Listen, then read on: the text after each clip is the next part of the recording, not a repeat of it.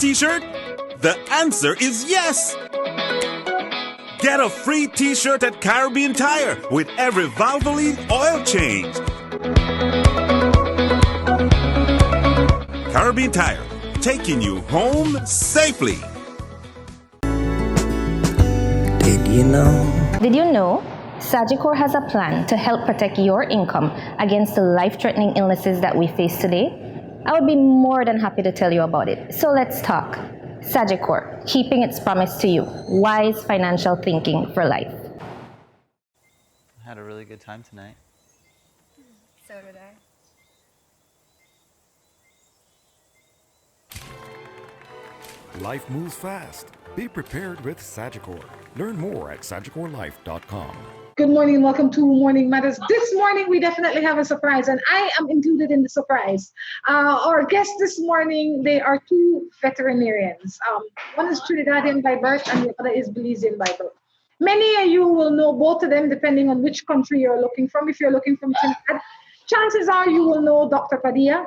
And if you are looking from Belize, chances are you will know Dr. Palacio. Gentlemen, good morning and welcome. Thank you. Good morning. Well, please allow me to start with you, Dr. Padilla. First, let me say thank you for taking the time and joining us this morning. But for those of us that don't know much about you, tell us a little bit about yourself. Okay. Well, I was born in the town of Arima in Trinidad and Tobago, and it's located in the northeastern part of the country. I basically was bred throughout. I went to school there. I lived for the majority, almost all of my life there. Was married and went to school, high school, college, and later on settled there. Opened my practice in Arima. And from Arima, I was able to branch out to a lot of other areas in and around Trinidad, regionally and internationally. But Arima remains my home. Excellent. Did you grow up an only child? Did you have siblings? What was life like as a young person in Arima in Trinidad? Well, the thing is, I was the last, basically. So I was pretty much as an only child in that case. My last sister was born 10 years before me. So they had all gone basically on their own. And I was able to still get all their love, get all that attention. But largely, I had a very happy childhood growing up in Arima, and I was able to see so much more of, let's say, outside of Arima. Maybe I was a little spoiled, but not too much. You know, no child has ever claimed to be spoiled or to any degree. So, you know, from Exactly. the very fact that you're going to claim a little bit, we know that you were rotten spoiled. But that's okay. To each his own. Dr. Palacio, welcome again. A few days ago, I had the opportunity to speak with you. You shared a lot, and I said we would talk again. I had no idea it would have been this early. But it's lovely to have you in here. How have you been? Very good, very good. And seeing both of you side by side on screen is an awesome place to be. I'm among two great people right now, so I feel really good. Thanks to our ancestors. You know, Dr. Palacio. I'm privileged to be here with you guys. I love it. You know, I'd say, Dr. Palacio, bring the butter today. He is here buttering up everybody. We love it. We absolutely love it. Dr. Palacio, for the ones that may have missed your last interview, kindly remind them where you grew up and how you grew up. I grew up in the town of Piney, Punta Gorda, primarily a Garifuna town, about 3,000 people. It was like one big village. And after 1970s thereabouts, we had an influx of many other groups. But growing up, the town was about 90-something% Garifuna. And that culture still pretty much maintains. Today, it's only about 30-something%. So there is a shift in demographics quite a bit. So I'm a PG guy. You know, it's funny to have both of you gentlemen here because I see, besides your course of studies, I see similarities in both of you. I would imagine that growing up in Arima, there at the time, I don't know if it still is as much, there was only blacks and Indians. Do I have that right? Primarily, that is just how it was, I would imagine, right? Dr. Curtis? Well, Arima is a very mixed in terms of ethnicity. We did have initially a very large Amerindian population in the early 1800s, and then we had a strong, significant African population, and then with East Indian immigrants, that also increased. We did have, surprisingly, a significant number of what we call cocopayos, who are largely of Spanish origin. And so Arima is one of the few, or not few, but I would say one of the tongues in Trinidad that has a very mixed ethnicity because of that. We're pretty interesting. We have Santa Rosa, which is probably the epitome of that mixing. So what was it like being in that environment earlier in your life? Well, I must say that it was an environment that allowed me to appreciate other people's culture. It was one that allowed individuals to cross ethnic lines, to have an appreciation of traditions. It was an appreciation for people's way of life, different ways, different perspectives. We did have, I would say, a lot of significant number of individuals of Amerindian mixtures, and therefore, you were able to have a strong rooting in the Amerindian culture and perspective of life. We were able to live as a pretty much unified group of people within that area. And certainly because we had a strong, I guess, church background, it also helped from that perspective to bring a lot of unity to the community. So definitely, there were many positive aspects in terms of growing up in Arima. Dr. Palacio, your experience as a Garifuna man or boy, we spoke about it in our last interview a little bit, but I would like for us to touch on it again to kind of draw a reference and compare what life was like for both of you growing up in mixed society. I would say the Punta Gorda experience where I grew up was racially very, very harmonious. Like I said, the majority was primarily Garifuna, and then with subsequent mixtures coming in, it remained a harmonious blend. Again, we have to look at the stage of life that I was a child to adolescent. When I moved to Gomapan, the diversity became more significant, more pronounced. I'd say even more dynamic because of a wider mixture. We had both harmony as well as discrimination. I spoke about the inherited discrimination between the two Black people, both sons and daughters of Africa, that we had to deal with and overcome. Belize inherited that legacy, and I think that the fight against it continues because these things don't go away overnight. But I still think Belize is a very nice place to be. And I could draw quite a bit of parallels between how Curtis grew up. He talked about the Amerindian presence and his Garifuna ancestry, which of course piqued my friendship and cemented our friendship as well when we first met in Malaysia. That's about 5-6 years ago. And then in India, a year ago. And as you can see, we're now together on this show. Who would have thought that being in Malaysia, him and I, barely knowing each other, to cement a concept, and then now writing this book that we're going to talk about that will be available to the world. I think these things don't happen too often, and that's why Rhonda has insisted that we do this interview now. So kudos to her as well.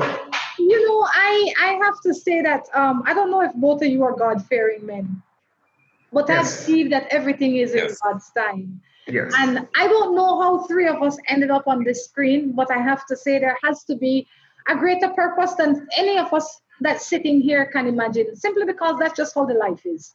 Nothing happens by Precisely. accident and nothing happens outside of its time. So I have to say, I too celebrate this meeting.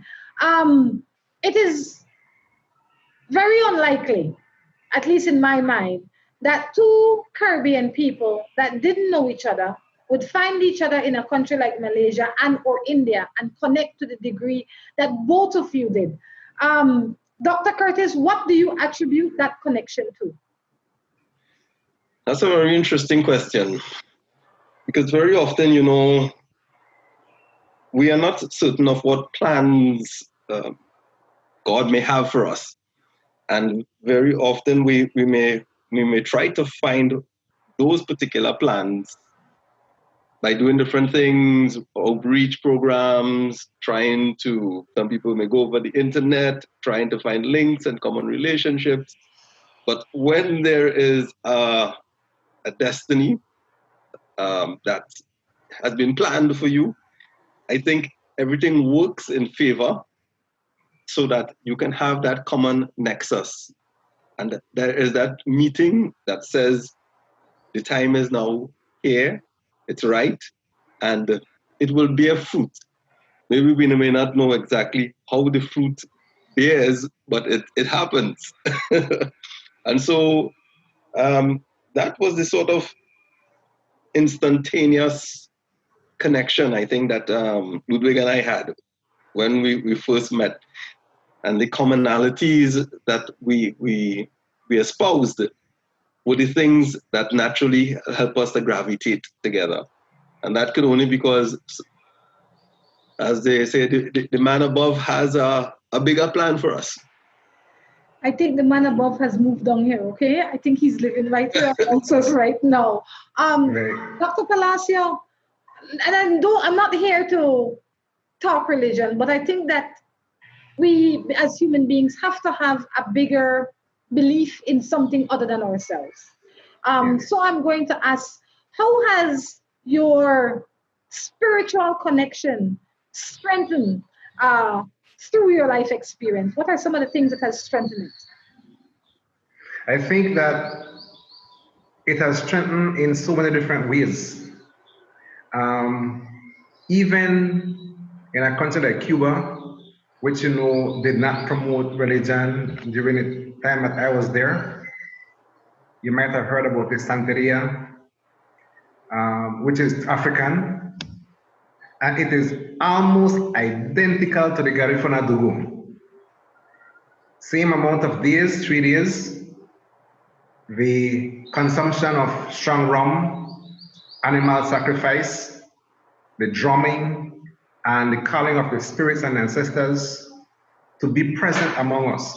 So that trilogy, if you want to call it that, between the past, the present, and the future, is a very great embodiment of our spiritual side as African people.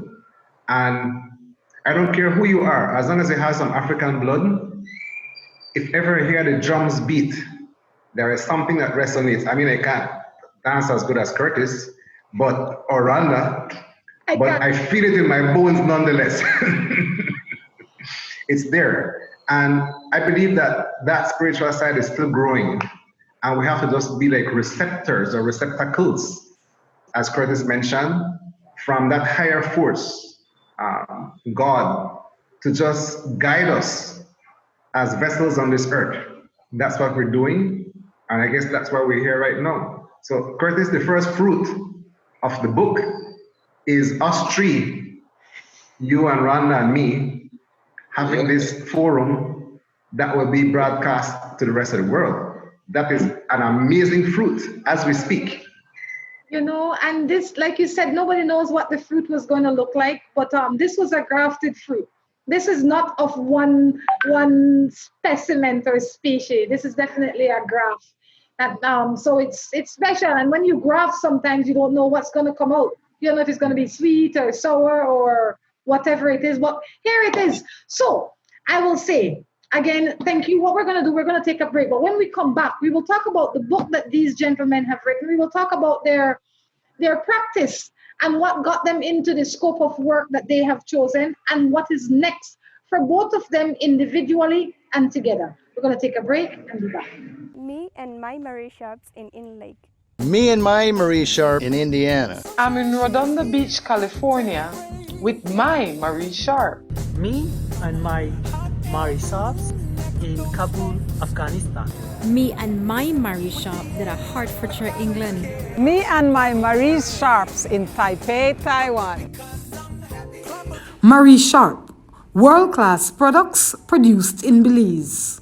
New Buildings Limited is the company of choice when it comes to design, fabricating and erection of wide-span metal buildings in Belize. At New Buildings, we have a team of well-trained professionals that can produce the most innovative and durable metal structures. Be it domestic or industrial buildings, we can get it done for you. We have put together some of the most outstanding metal structures in the country. We also do estimates and consulting. Visit New Buildings in Spanish Lookout or give them a call at 631-8723 or 610-5185. New Buildings Limited, the experts when it comes to metal structures in Belize. Let's face it, everything has changed. You're at home, your kids are home, we're all at home. And right now it's more important than ever to stay safe by staying inside. And staying inside means watching a lot more TV. MyTV. With MyTV, you can now stream up to 100 channels of live news updates, pay-per-view events, and movies on demand on any of your devices. No strings attached. We are making it easier so you can stay informed and entertained. Let's do our part to keep our communities safe. Do the right thing and stay connected with NextGen. Signing up is easy. Apply for your MyTV subscription on our website at www.centraltv.bz. NextGen, powered by Central TV and Internet. Did you know that it's best to keep the lumber stored in a dry place? At KT Enterprises, all our wood is stored in an enclosed space to provide our clients with the highest quality. We allow you to personally select your lumber if you choose, and we deliver countrywide. Be it deckboard, beams, and imported hardwoods such as red oak and white ash. At KT Enterprises, we provide you with the highest grade in treated pine, construction grade plywood, and imported hardwood, delivered to your door. We continue to build Belize by reforesting its pine forest. Visit us today at 2.3 miles Iguana Creek Road or give us a call at 671-0114 or 672-0114. Here at Coop Sheet Metal, we believe our job is very essential in serving our customers. And that is just one reason why visiting us is an experience to be remembered.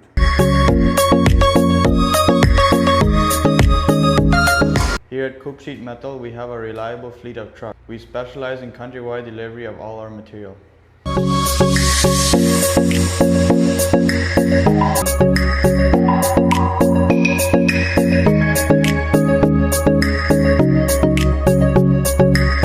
Coop Sheet Metal is a family business that was started by my grandfather, who even had many of his machines hand-built decades ago to make our products the most reliable in Belize.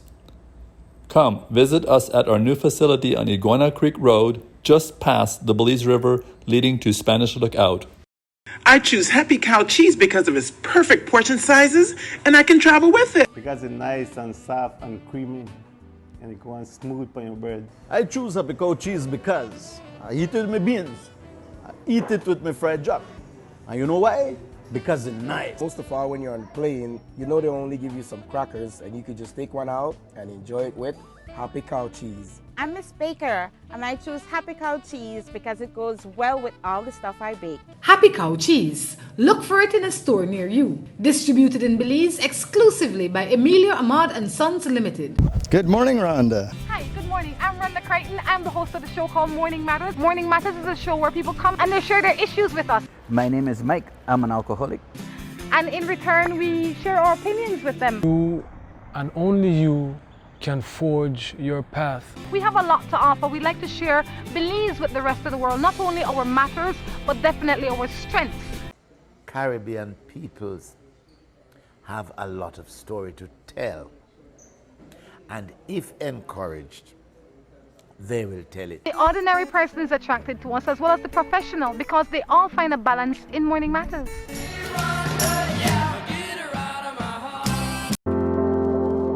I chose Galen because of its strong reputation, great scholarships. I came because I can take all my classes online. Because Galen University opens doors to the outside world. Their course offering in tourism.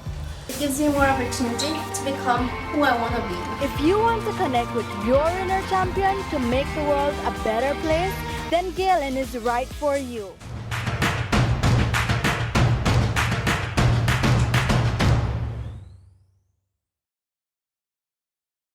Welcome back to Morning Matters. Two doctors in with me this morning. This absolutely has to be the first of its kind. I've never had two doctors on screen at the same time. Normally I try and bring them one at a time. But today they came in two. So here we are again, gentlemen. Welcome back. Thank you. Now, I know what brought me and Mr. Palacio together. But now, because of him and I getting together, he decided to tell me a story, to tell us how he and you got together. Now, all three of us are here to talk about what got both of you together. But before we get into that, let's talk a little bit about the fact that you are both vets and you are both presidents in the same arena at different times. So I will start with you first, Dr. Padilla. Okay. So if I can kind of just rational first to begin, let's do a basic groundwork. Ludwig and I as veterinarians have a strong passion for our patients. We enjoy, I think, our work significantly. We have been always passionate about our profession. We want to see our profession do well. We want to see us as individuals do well. And as veterinarians, it's one of the basic things that you want to have for your job. Like any profession, you really want to have passion for it. And because of that, I think, again, that helps to increase the amount of time that we spend with our patients, increase the amount of time that we spend in our work. It gives us less, maybe I can put it like this. We do not have too much of difficulty going the extra mile in this profession because it can be a bit more demanding than the average profession. And so when we became naturally involved in the administrative sides of it, as we talk about our duties as in the executives, various executives, whether it be CBVMA or TTVA or the Brazilian Vet Association, the passion that we brought to that sort of that grouping is something we use to translate into our general work and our work ethics. Right? So, as president in the CBVMA, it was a pleasure to work with many other Caribbean veterinarians. It was a pleasure to interact with other associations, and it was in fact a unique opportunity to bring common issues to the fore, and also to work towards common solutions. And I'm sure that is a similar thing that Ludwig would have also had in his stint in the executive in the Belizean Veterinary Association. Dr. Palacio? Yes, I ditto exactly what Curtis mentioned. The emphasis on the word passion in our profession, I think, resonates. I don't think I could do a better job than Curtis, or I don't need to do more to that, because that is the passion that spilled over now into the current book that we have. I say almost complete because we are at the editing stage right now. The book is there, and hopefully we're going to have it ready sometime this year, towards the latter part of this year, and you'll be able to enjoy some passionate stories as well. Yeah, like Curtis chasing a dog under the wedding dress of a recently married young lady. A very, very exciting story. I like it a lot. No? So there have been other stories inside of it that I think you would really enjoy, Rhonda. I think I would enjoy it too. I look forward to it. But I find it funny that two vets decide that they will be authors and writers and poets and all of that good stuff. Have you written before, or is this going to be your first publication, Dr. Padilla? Yes, in terms of publication, indeed. You would write at school level, at university levels, you would do your basic dissertations and write these things. But in terms of literary work, this will be my first attempt at getting more involved in literary works. And really what it is just an amalgamation of the many experiences, some of it totally unprepared for, that you as a veterinarian would be exposed to. The thing with us is that veterinarians, I think, are in a unique position where we treat patients that cannot speak, but we also very often have to speak to the clients who have to explain to us what is going on with their pet. So when you write from this perspective as a veterinarian, you're really bringing the perspective of both a patient and a client together. Sometimes it's a hilarious moment, sometimes it's a sad moment, sometimes it's a totally inexplicable thing. You don't even know how to explain it. But it's a different opportunity when you're writing literature of this nature. How did the idea come up to put all of these experience to paper? I mean, I would imagine for both of you that it's just your normal life in terms of, as a vet, these are the things that you experience. What made you say, you know what? Or either of you say, you know what? This would be a great story that people will enjoy. Dr. Palacio? Okay. Well, I've always been writing, and when we first met, Curtis and I, we discussed several things because I think we're also both Pan-Africanists.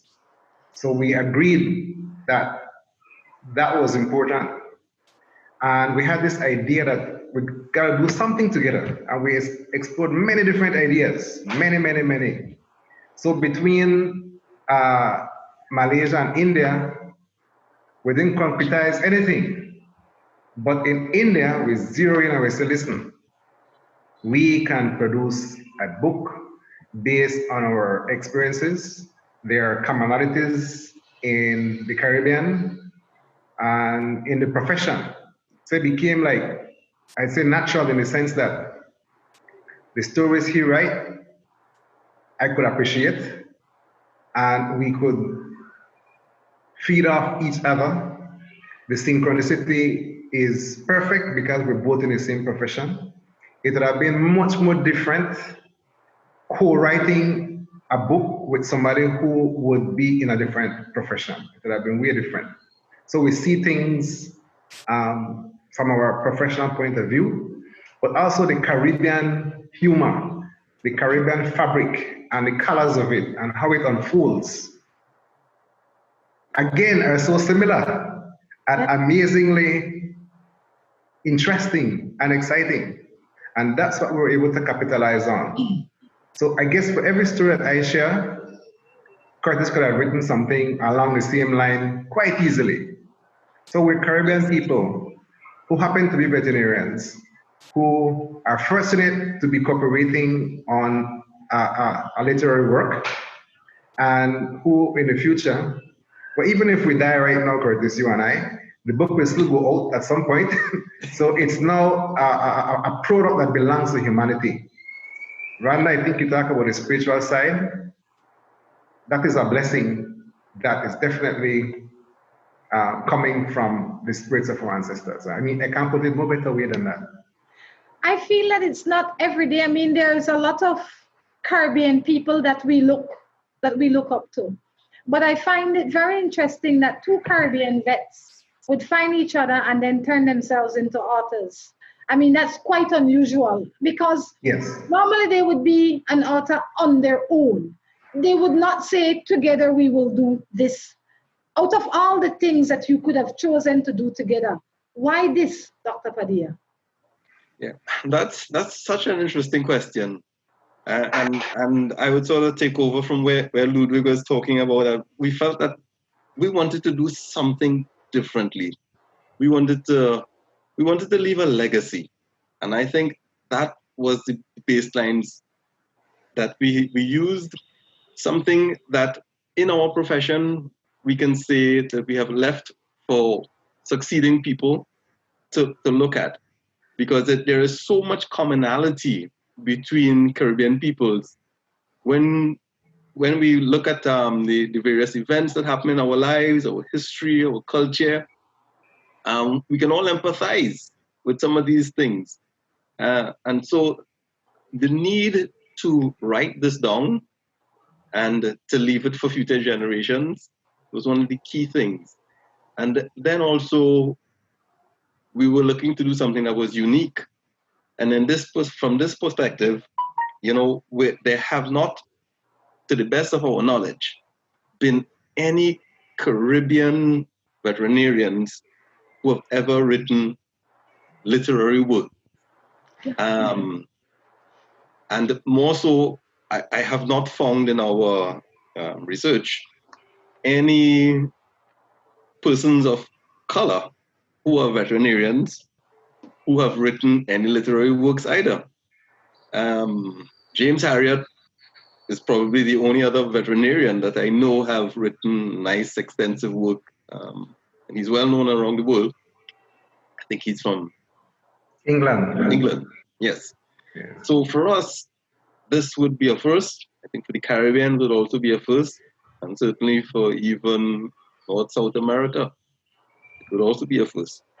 I have to say I celebrate both of you, because this show is built on what you guys are doing. This show is designed as a platform where Caribbean people can see people like themselves that are doing exceptionally well and take them as examples. So for that, I say thank you, both of you, for being this innovative, because I would imagine while this might be entertaining for both of you, it is also valuable to the other Caribbean people. Because when we were growing up as children, nobody said to your daughter or your son, especially as a Caribbean person, you know what, Curtis, and you know what, Ludwig, you two will make great doctors and you will make great veterinarians and all of that. No, they say, get yourself a job, go work in some nice bank, find yourself a wife and have some children.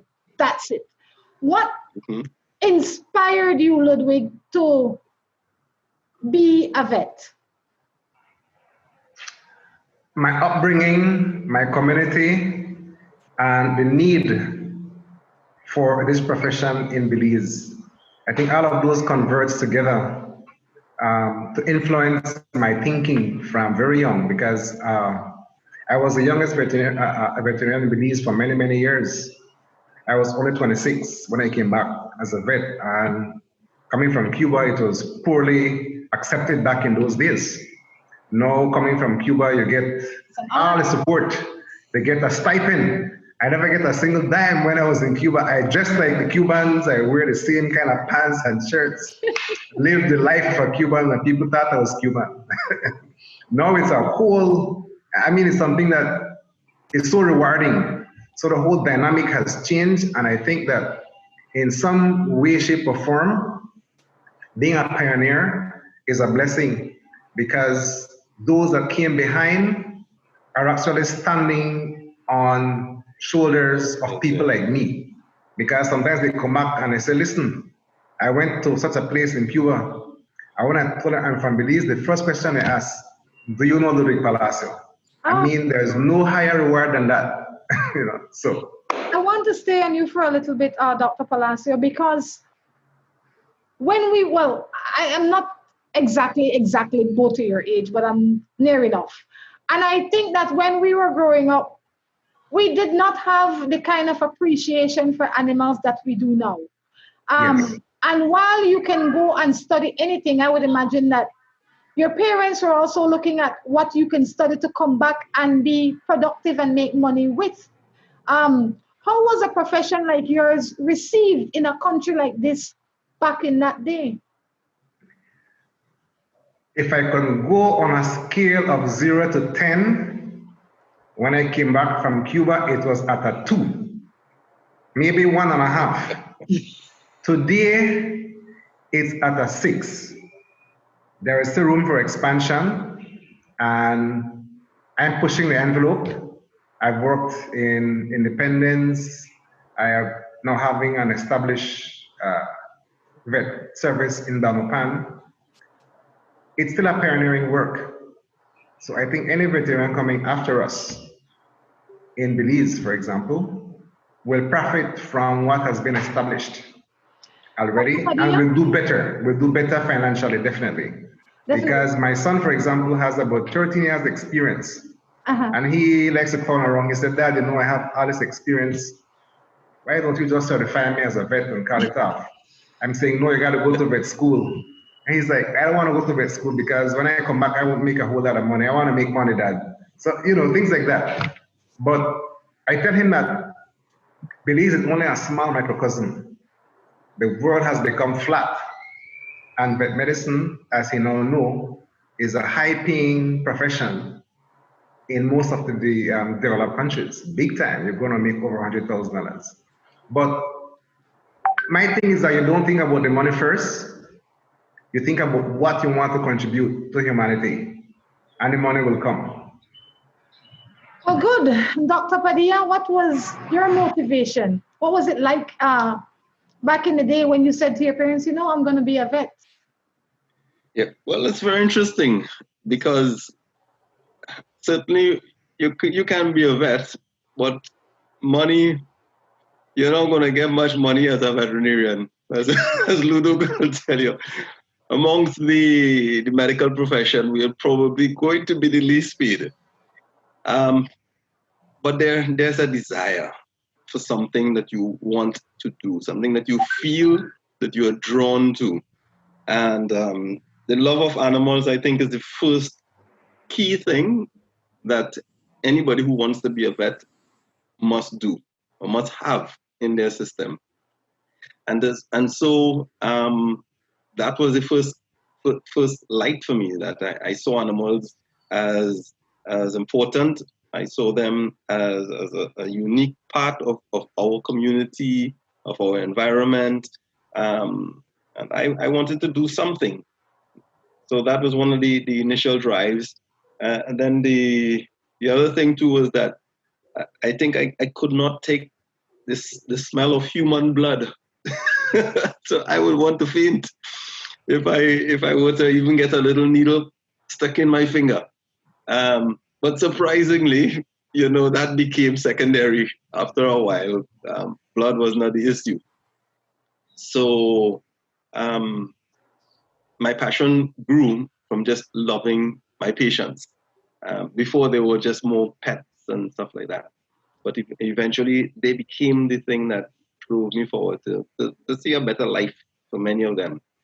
I don't think too many people in the Caribbean, especially before, appreciated animals as they do now. I couldn't agree with you more. And when you speak of your patients, you speak of them, in my opinion, as if they are humans, as if they are humans. I mean, we know that they're living things, but you speak of them with more affection than a lot of people. But it's interesting that both of you would make that choice when, I mean, I can imagine when we were growing up, if your dog got sick, tough luck. It just, no, I mean, we grew up in a society where we were, I don't know if both of you were, but I grew up very humble and poor, for lack of a better term. And if we had a dog and it was sick, my mother would say it has to eat grass and it will make itself better.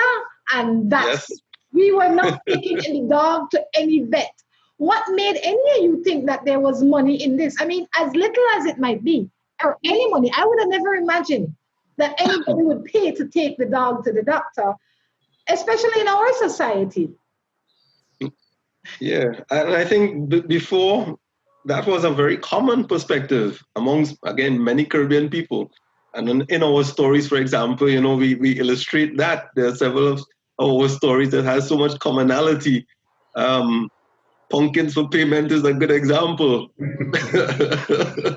described the one to Rhonda earlier. Exactly. Yes. He reminded me, or he shared that one with us in the last interview. But what we're going to do, we're going to take a break. And when we come back, I would like a story from each of you from this book. That's how we're going to start the next segment. We're going to take a break and be back. I chose Galen because of its strong reputation, great scholarships. I came because I can take all my classes online. Because Galen University opens doors to the outside world. Their course offering in tourism. It gives you more opportunity to become who I want to be. If you want to connect with your inner champion to make the world a better place, then Galen is right for you.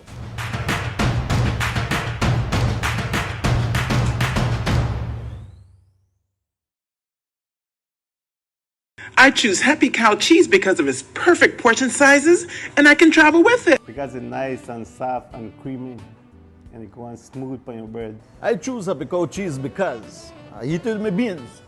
I eat it with my fried jack. And you know why? Because it's nice. Most of all, when you're on plane, they only give you some crackers, and you could just take one out and enjoy it with Happy Cow cheese. I'm Miss Baker, and I choose Happy Cow cheese because it goes well with all the stuff I bake. Happy Cow cheese. Look for it in a store near you. Distributed in Belize exclusively by Emilio Ahmad and Sons Limited.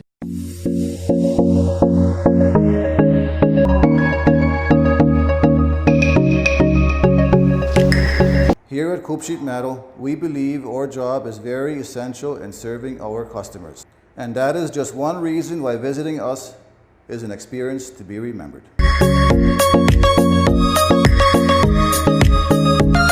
Here at Coop Sheet Metal, we have a reliable fleet of trucks. We specialize in countrywide delivery of all our material.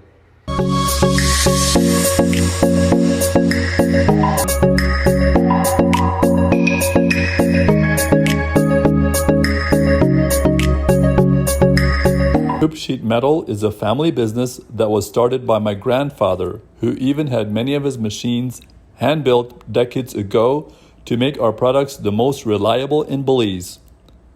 Come visit us at our new facility on Iguana Creek Road, just past the Belize River leading to Spanish Lookout.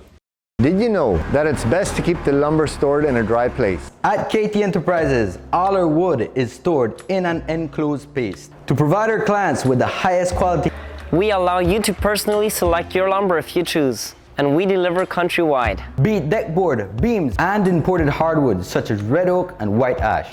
At KT Enterprises, we provide you with the highest grade in treated pine, construction grade plywood, and imported hardwood, delivered to your door. We continue to build Belize by reforesting its pine forest. Visit us today at 2.3 miles Iguana Creek Road, or give us a call at 671-0114 or 672-0114. Let's face it, everything has changed. You're at home, your kids are home, we're all at home. And right now it's more important than ever to stay safe by staying inside. And staying inside means watching a lot more TV. MyTV. With MyTV, you can now stream up to 100 channels of live news updates, pay-per-view events, and movies on demand on any of your devices. No strings attached. We are making it easier so you can stay informed and entertained. Let's do our part to keep our communities safe. Do the right thing and stay connected with NextGen. Signing up is easy. Apply for your MyTV subscription on our website at www.centraltv.bz. NextGen, powered by Central TV and Internet. Me and my Marie shops in Lake. Me and my Marie Sharp in Indiana. I'm in Rhonda Beach, California with my Marie Sharp. Me and my Marie shops in Kabul, Afghanistan. Me and my Marie shop that are Hertfordshire, England. Me and my Marie shops in Taipei, Taiwan. Marie Sharp, world-class products produced in Belize. New Buildings Limited is the company of choice when it comes to design, fabricating and erection of wide-span metal buildings in Belize. At New Buildings, we have a team of well-trained professionals that can produce the most innovative and durable metal structures. Be it domestic or industrial buildings, we can get it done for you. We have put together some of the most outstanding metal structures in the country. We also do estimates and consulting. Visit New Buildings in Spanish Lookout or give them a call at 631-8723 or 610-5185. New Buildings Limited, the experts when it comes to metal structures in Belize. Free t-shirt? The answer is yes! Get a free t-shirt at Caribbean Tire with every Valvoline oil change. Caribbean Tire, taking you home safely. Good morning, Rhonda. Hi, good morning. I'm Rhonda Crichton. I'm the host of the show called Morning Matters. Morning Matters is a show where people come and they share their issues with us. My name is Mike. I'm an alcoholic. And in return, we share our opinions with them. You and only you can forge your path. We have a lot to offer. We like to share Belize with the rest of the world, not only our matters, but definitely our strengths. Caribbean peoples have a lot of story to tell. And if encouraged, they will tell it. The ordinary person is attracted to us as well as the professional because they all find a balance in Morning Matters. Welcome back to the third and final segment of Morning Matters. Gentlemen, welcome back. Before we went to the break, I say, you know what? Everybody loves a good book, but we also like to hear a little bit about the book before we go and invest in the book. So, as two Caribbean men, I'm sure that you guys are great storytellers. I want you to give, each of you, to give me a short version of one of the stories in this book. I will start with you first, Dr. Padilla. This story is called The Little Bad Pig. The week concluded with a visit from a precocious pig. Precious Pig was different from any piglet I had ever seen. He was from a little coastal village of Grand River. At first glance, he appeared very unassuming.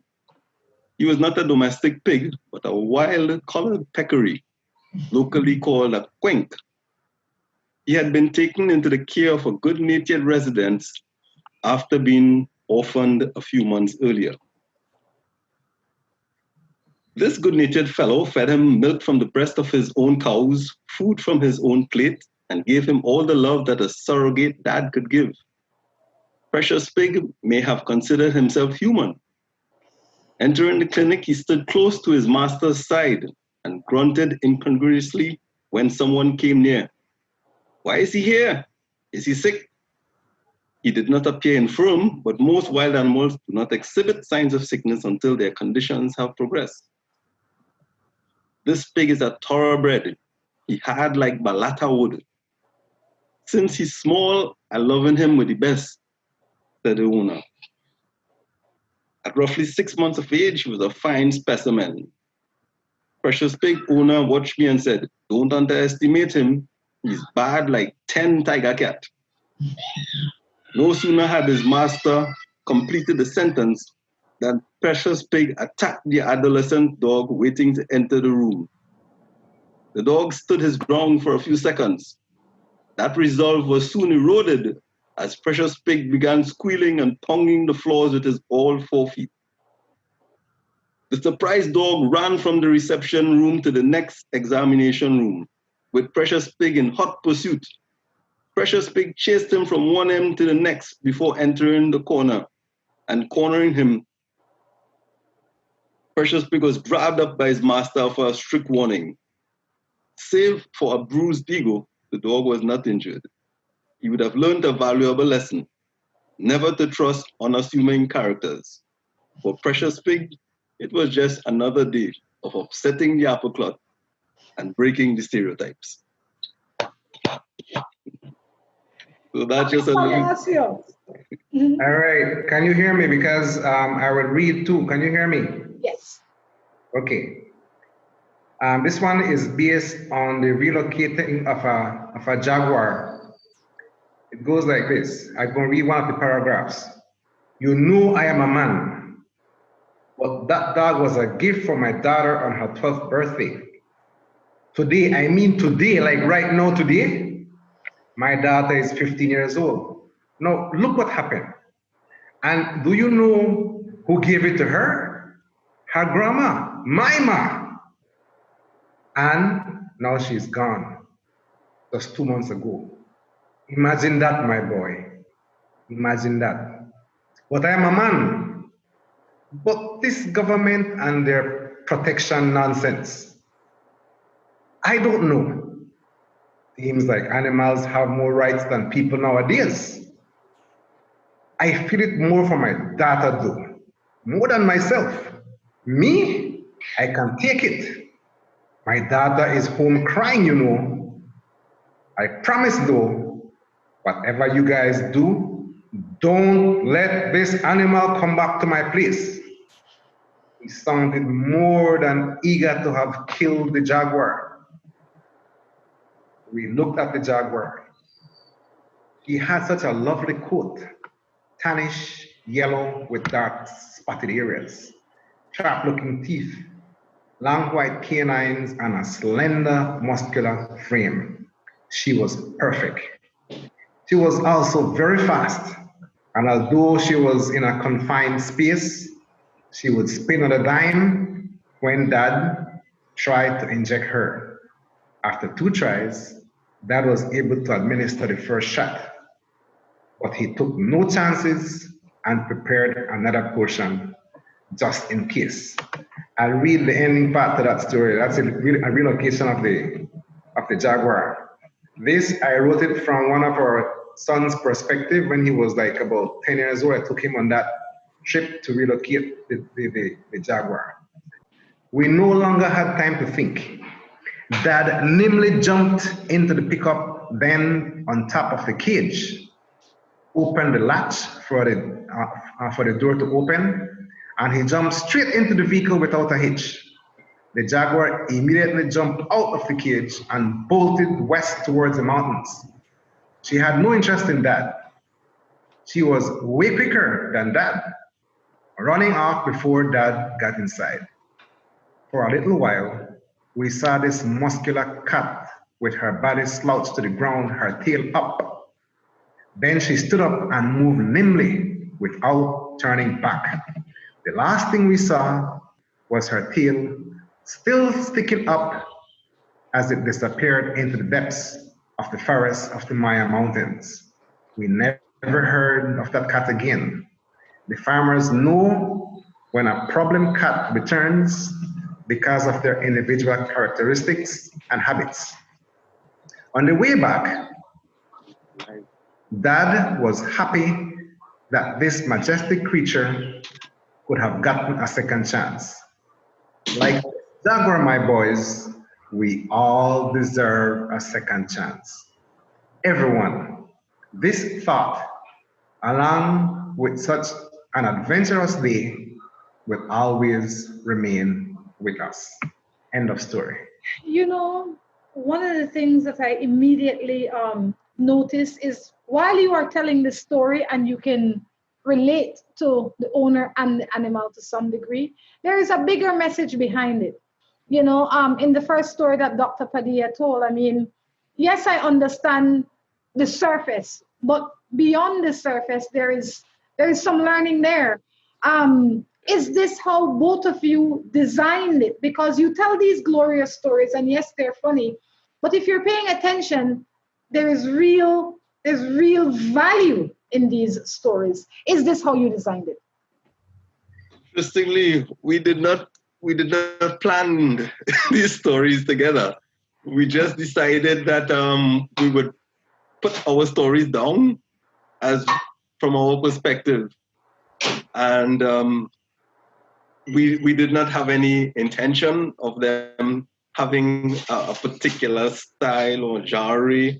But I guess when there is commonality in thought, then and a perspective of a greater good, then there is that tendency to come to a common understanding and a common goal and a common vision, and that's how it just began to realize itself.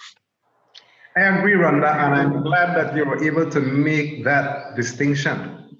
Yeah. Precisely, if you can notice the tone of the guy, he feels for the fact that this jaguar had killed his dog and killed his cat and all of that, but he is so mad so he can't cry. Yet the emotion is there for his daughter and his mom. So it's a complex issue that you were able to point out, because if you look at it, you're going to have to look at the whole range of behavior patterns that our people live with. Because if you look at the guy only as a macho man who refuses to cry, you're going to miss the point. Because he has a soft spot for his daughter and his mom.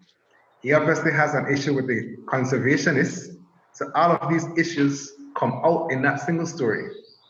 And again, it wasn't like totally intentional, but I had noticed it when I was going through it. And that's the reason why when I asked the question, I am able to share that perspective.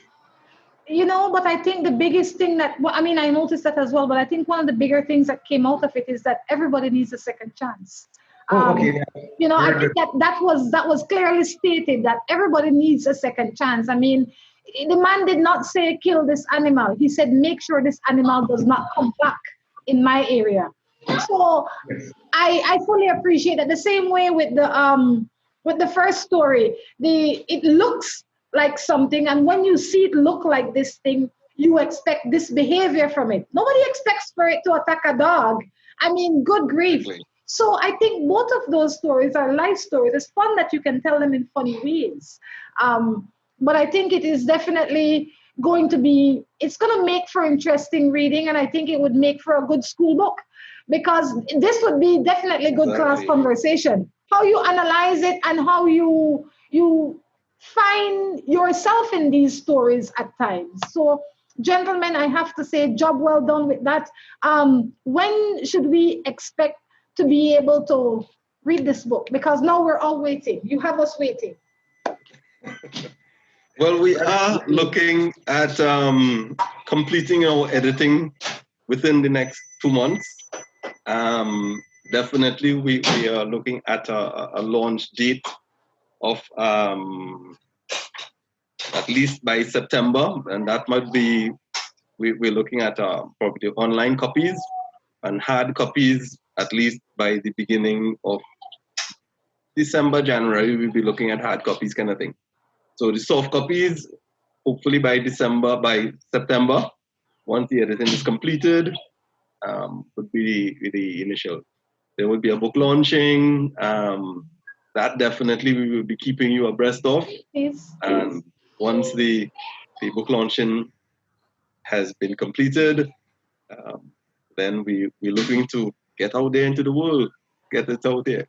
Well, the world is waiting and ready for both of you. I think definitely you have piqued our interest, and we can't wait. Tell us the name of the book so we can start to follow it and wait and Google it to see where it is. See its progress, Dr. Palacio. Tales of the Caribbean.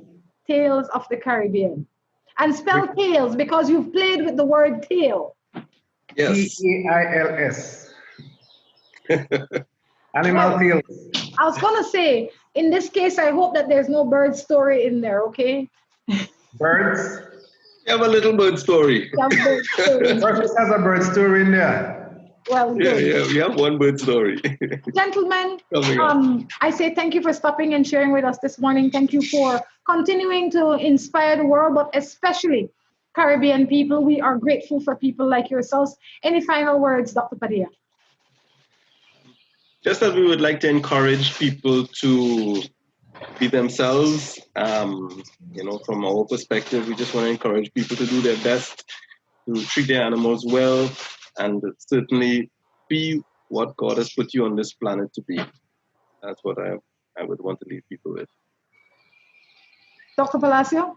I would say find your passion, express it positively, and since Rhonda like this one, everyone deserves a second chance.